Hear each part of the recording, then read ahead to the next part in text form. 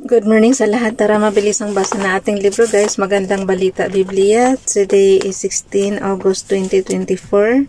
Nandito tayo sa aklat ng Daniel chapter 9. Bilisan natin at ubos na naman ang oras ko. Kanina ko.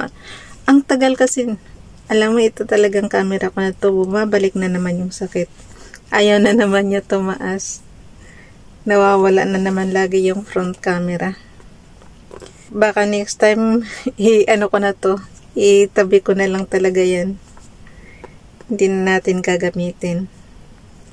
Okay, dito na tayo sa aklat ng Daniel, chapter 9, ang panalangin ni Daniel para sa kanyang mga kababayan. Pakisabayan ako ng basa, pare-pareho tayo dito matuto sa salita ng Diyos. Daniel chapter 9 verse 1, noon ay unang taon ng paghahari ni Dario sa Babylonia, siya ay anak ni Xerxes at buhat sa lahing Medo. Verse 2, akong si Daniel ay nagbabasa ng mga aklat upang alamin ang kahulugan ng 70 taong pagkawasak ng Jerusalem ayon sa sinabi ni Yahweh kay Propeta Jeremias. Verse 3, dahil dito buong taimtim akong nanalangin at nakiusap sa Panginoong Diyos, nag-ayono ako. Buti nga to 70 years lang Kami talaga, sinakop kami almost 400 years ng Espanya. Siguro yung nararanasan din ng mga ninonong natin guys, ang hirap-hirap din siguro. Kasi ito nga Jerusalem, 70 taon lang, hirap na rin sila How much more tayo yung Pilipinas? Diba? Kaya huwag na talaga tayo magpasakop sa mga dayuhan. Okay, ulitin ko lang yung verse 2. Akong si Daniel ay nagbabasa ng mga aklat upang alamin ang kahulugan ng 70 taong pagkawasak ng Jerusalem ayon sa sinabi ni Yahweh kay Propeta Jeremias. Verse 3, dahil dito buong taimtim akong nanalangin at nakiusap sa Panginoong Diyos, nag-ayuno ako, nagsuot ng damit panluksa at naupo sa abo. Verse 4, nanalangin ako kay Yahweh na aking Diyos, ay inihingi ko ng kapatawaran ang mga kasalanan ng aking mga kababayan. Ganito ang sinabi ko. Gayahin niyo tong dasal guys O Panginoong dakila at kamangha-manghang Diyos na laging tapat sa kasunduan at tunay na nagmamahal sa mga umiibig sa inyo at sumusunod sa inyong mga utos. Verse 5, nagkasala po kami at nagpakasama, naghimagsik po kami at sumuway sa inyong mga tuntunin at utos. Verse 6, hindi kami nakinig sa inyong mga lingkod na propeta na binigyan ninyo ng kapangyarihang magpahayag sa aming mga hari, pinuno, magulang at sa buong bayan. Verse 7, Panginoon, lagi po kayong nasa katwiran at kami hanggang ngayon nasa kahihiyan. Gayon din po ang buong Juda at Jerusalem, ang buong Israel, pati ang mga ipinatapon ninyo sa iba't ibang dako dahil sa kanilang kataksilan. Verse 8, kami po, O Yahweh, ang aming mga hari, pinuno at magulang ay nahihiya sapagkat nagkasala kami sa inyo. Verse 9, Panginoon naming Diyos, kayo po ay mahabagin at mapagpatawad sa kabila ng lagi naming paghihimagsik. Verse 10, at pagsuway sa mga utos na ibinigay ninyo sa amin sa inyong mga alipin sa pamamagitan ng inyong mga lingkod na propeta. Verse 11, ang buong Israel ay nagkasala sa inyo, sumuway sa inyong kautusan at hindi nakinig sa inyong tinig. Dahil dito, ibinuhos ninyo sa amin ang mga sumpa na nasasaad sa aklat ng kautusan ng lingkod ninyong si Moises.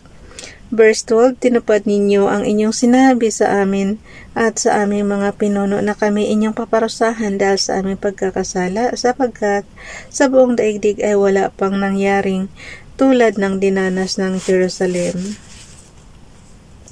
Verse 13, tulad ng nasusulat sa kautusan ni Moises, naranasan namin ang kapahamakang ito. Gayon man, Yahweh aming Diyos, wala kaming ginawa upang maglubag ang inyong kalooban. Hindi rin namin tinalikuran ang aming kasamaan ni kinilala ang katotohanan inyong ipinapahayag. Verse 14, kaya pinarusahan ninyo kami dahil sa aming pagsuway sapagkat kayo, O Yahweh, na aming Diyos ay matuwid sa lahat ng inyong gawa. Verse 15, Panginoon naming Diyos, ipinakilala ninyo ang inyong kapangyarihan mula nang ilabas ninyo ang inyong bayan mula sa lupain ng Ehipto hanggang ngayon. kinikilala namin ang aming pagkakasala sa inyo. Verse 16, kaya nga o Panginoon, alang-alang sa inyong mabuting gawa, huwag na po kayong mapuot sa Jerusalem na inyong lungsod, ang inyong banal na bundok dahil sa kasamaan namin at ng aming mga magulang. Ang Jerusalem at ang inyong bayan ay hinahamak ng mga bansang nakapaligid sa amin. Verse 17, dahil dito, o aming Diyos, pakinggan po ninyo ang pakiusap at daing ng inyong alipin at alang-alang sa inyo, O Diyos. Kahabagan po ninyo ang inyong templong nawasak. Verse 18, O Diyos ko, pakinggan po ninyo kami, masdan ninyo ang nasaklap naming kalagayan at ang pagkawasak ng lungsod na nagtataglay ng inyong pangalan. Lumapit po kami sa inyo hindi dahil sa kami matuwid kundi dahil sa kayo'y mahabagin. Verse 19, dinggin po ninyo kami o Panginoon, patawarin po ninyo kami o Panginoon, kahabagan po ninyo kami o Panginoon, alang-alang sa inyo. Aking Diyos, huwag na po kayong mag-atubili. Yamang ang inyong lungsod at ang inyong sambayanan ay nakatatag sa ibabaw ng inyong kapangyarihan. Ibinaliwanag ni Gabriel ang pahayag. Daniel chapter 9 verse 20, habang ako'y nananalangin at ipinapahayag ko ang aking kasalanan at ang kasalanan ng bayan kong Israel, nakikiusap ako Yahweh, aking Diyos, alang-alang sa banal na bundok ng aking Diyos. Verse 21, ang anghel na si Gabriel na nakita ko sa aking unang pangitain ay mabilis na lumipad palapit sa akin sa oras ng paghahandog sa gabi. Verse 22, sinabi niya, Daniel, na parito ako para bigyan ka ng karunungan at pangunawa. Verse 23, sa simula pa lamang ng iyong pakikiusap ay tinugon ka na ng Diyos, labis kanyang minamahal, na parito ako para sabihin sa iyo ang kanyang tugon, kaya makinig ka o pangunawaan mo ang pangitain. How I wish makita din natin yung anghel na si Gabriel. Okay, verse 24. 70 linggo ang panahon palugit sa iyong sambayanan at sa banal na lungsod upang tigilan ang pagsuway, wakasan ang kasamaan at pagbayaran ang kasalanan. Pagkatapos maghahari na ang walang hanggang katarungan, magaganap ang kahulugan ng pangitain at ang pahayag. Itatalaga na rin ang kabanal-banalan. Daniel chapter 9 verse 25, unawain mo ito mula sa pagbibigay ng utos na muling itayo ang Jerusalem hanggang sa pagdating ng pinunong hinirang ng Diyos ay lilipas ang 7 linggo. Lilipas ang 7 linggo. Muling itatayo ang Jerusalem. Ang mga lansangan at pader nito ay aayusin sa loob ng 62 linggo. Ito ay panahon rin ng kaguluhan. Verse 26, pagkalipas ng 62 linggo, papatayin ang hinirang ng Diyos, ang lungsod, at ang templo ay wawasakin ng hukbo ng isang makapangyarihang hari. Ang wakas ay darating na, parang baha, at magkakaroon ng digmaan at pagkawasak na itinakda ng Diyos. Verse 27, ang haring ito ay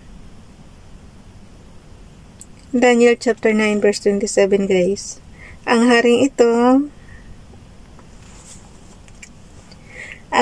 ito ay gagawa ng isang matibay na kasunduan sa maraming tao sa loob ng 1 linggo. Pagkaraan ng kalahating linggo, papatigilin niya ang paghahandog. Ilalagay niya sa itaas ng templo ang kasuklam-suklam na kalapastanganan. Mananatili ito roon hanggang sa wakasan ng Diyos ang naglagay nito.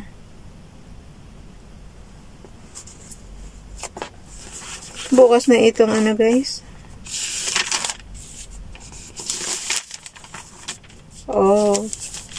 Bukas na itong chapter 10 for 17 August 2024. I think 2 araw na lang tong Daniel. Tapos next day is Hosea na tayo. So bukas natin basahin yung chapter 10 saka chapter 11. Ay, maiksi lang yung chapter 12. Paano gagawin natin yan? Bukas na natin tatapusin lahat. 2 pages. So, bilisan natin ang basa bukas. Bye everyone. God bless.